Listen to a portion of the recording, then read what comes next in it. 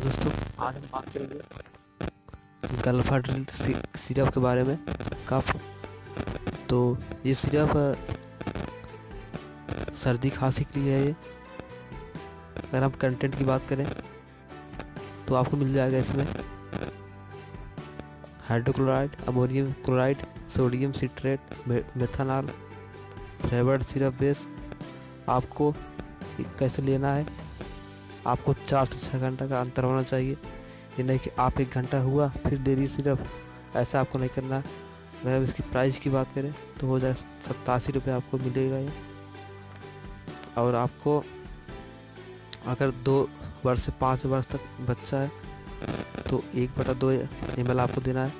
6 से 12 ईयर्स में 1 tin full 1 चम्मच, 12 वर्ष अधिक है 2 चम्मच आप दे सकते हैं। तो इस तरह से आप मेरे चैनल को सब्सक्राइब लाइक करिए। Thank you.